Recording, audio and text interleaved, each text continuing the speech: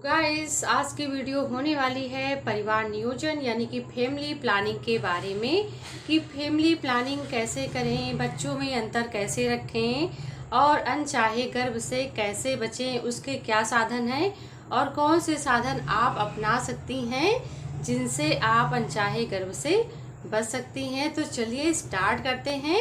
परिवार नियोजन के दो साधन होते हैं। सबसे पहला है अस्थायी साधन और दूसरा है स्थायी साधन। तो इन दोनों की चर्चा हम लोग इस वीडियो में करेंगे और बारी बारी से जानेंगे कि कौन सा साधन हम कब यूज कर सकते हैं और कैसे यूज कर सकते हैं। तो सबसे पहले स्टार्ट करते हैं हम माला एन के बारे में, जिसका नाम आप सभी लोगों ने जरूर सुना होगा।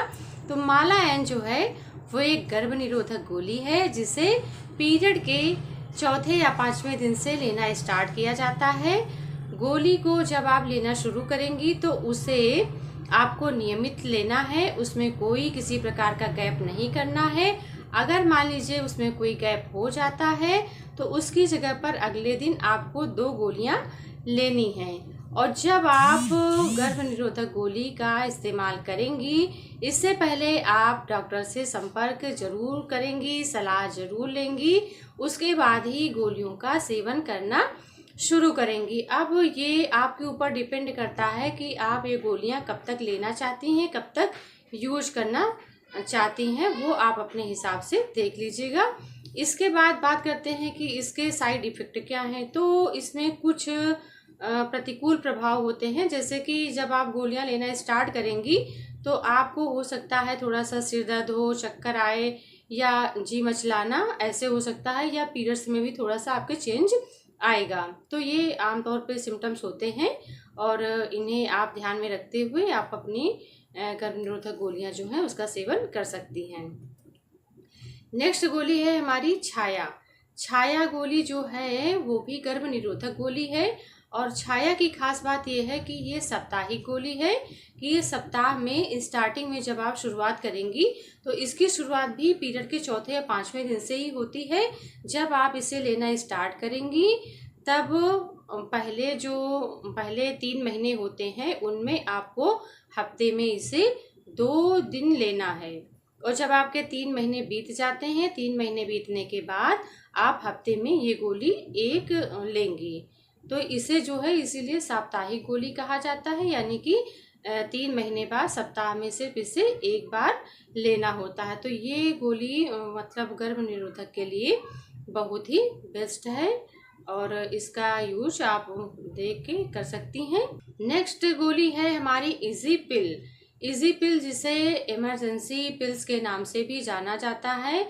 ये गोली आप तब लेंगी जब किसी भी कंडीशन में असुरक्षित यौन संबंध बनाने के बाद आप 72 घंटे के अंदर इस गोली को ले सकती हैं, लेकिन इस गोली का सेवन आपको बहुत ज़्यादा नहीं करना है। एक इसकी लिमिट होती है, उतना ही इसको कर सकती हैं। इसके बाद अगला परिवार नियोजन का साधन है कंडोम, जो कि पुरुषों द्वारा यूज किए जाने वाला गर्भ निरोधक साधन है और इससे भी अनचाहे गर्भ से बचा जा सकता है।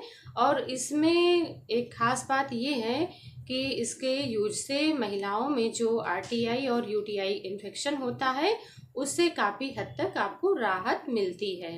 नेक्स्ट हमारा अस्थायी साधन है अंतरा इंजेक्शन। अंतरा इंजेक्शन का नाम आप सभी ने शायद सुना हो, जिसने नहीं सुना हो तो वो जान ले। अंतरा इंजेक्शन एक गर्भ निरोधक इंजेक्शन है जो पीरियड के चौथे दिन या पांचवें दिन लगवाया जाता है और ये इंजेक्शन 3 महीने के लिए लगता है, यानी कि जब तक आप बच्चे नहीं चाह रही हैं या बच्चों में अंतर रखना चाह रही हैं तो इस इंजेक्शन को लगवा लेंगी तो आप 3 महीने के लिए आपको फुर्सत हो जाएगी। अगर आपको इसे कंटिन्यू आगे बढ़ाना है जब तक आप परिवार नियोजित कर रही हैं या गर्भ धारण नहीं करना चाह रही हैं तो इसे आपको रिपीट करना होगा, यानी कि जब तक आप अगला कोई प्रोसेस नहीं चाह रही हैं तो इस इंजेक्शन को बराबर रिपीट करते जाइए। और अगर आपको आगे बच्चे कंसीव करना है तो उसके थोड़े दिन पहले इसको आप बंद कर सकती हैं। लेकिन यहाँ पर एक चीज़ है कि ये इंजेक्शन लगवाने से पहले एक बार आपको अपने डॉक्टर से संपर्क करना है, उनसे सलाह लेनी है, उसके बाद ये इंजेक्शन आप लगवा सकती हैं।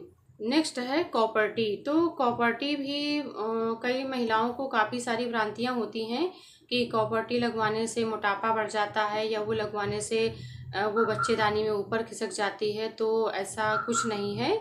कॉपर्टी जब आप लगवाएंगी, यानी कि जब आपका पीरियड का चौथा या पांचवा दिन होगा, उस दिन आपको कॉपर्टी लगवानी है। जब आप इसको लगवाएंगी तो आपको डॉक्टर की सलाह से ही आपको लगवाना है। और उसके बाद जब आपको प्रॉपर्टी लग जाए तो कंटिन्यू उससे आपको ये देख रेख करनी है कि उसमें एक धागा जो है पतला सा दिखाई देता है। आपको वो देखते रहना है कि वो धागा नज़र आ रहा है या नहीं। अगर किसी भी कारण से आपको लग रहा है कि वो धागा हमें नहीं दिख रहा है काफ़ी लंबे समय से, तो इसके लिए आप जो है अल्ट्रासाउंड करा सकती हैं या डॉक्टर से मिल सकती हैं। और वैसे भी अगर आपको प्रॉपर्टी लगवाए काफ़ी टाइम हो गया है तो आप कम से कम साल भर में या 7-8 महीने में एक बार अपना इसका चेकअप ज़रूर करवा लें। और जो नई महिलाएं इसे लगवाना चाहती हैं तो वो इसे बिल्कुल लगवा सकती हैं।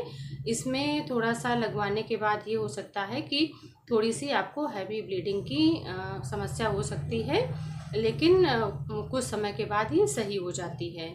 तो कॉपर्टी भी गर्भ निरोधक का जो है बेहतरीन साधन है, इसे आप अपना सकती हैं।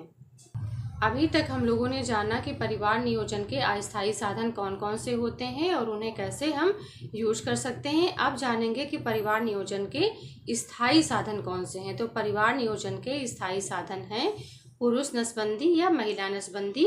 ये स्थायी साधन है अगर आपका परिवार, आपकी फैमिली कंप्लीट हो गई है और अगर आप आगे बच्चे नहीं चाहती हैं, आपको लगता है कि हमें आगे फैमिली प्लानिंग नहीं कर बच्चे नहीं चाहिए, तो उस समय पर आप नसबंदी करवा सकती हैं। ये पुरुष नसबंदी या महिला नसबंदी दोनों ही हो सकती हैं। और नसबंदी जो है लोगों में बहुत डर रहता है, तो आप लोग ये जान लें कि आमतौर पर जो पहले होता था उसका थोड़ा सा प्रोसेस अलग था।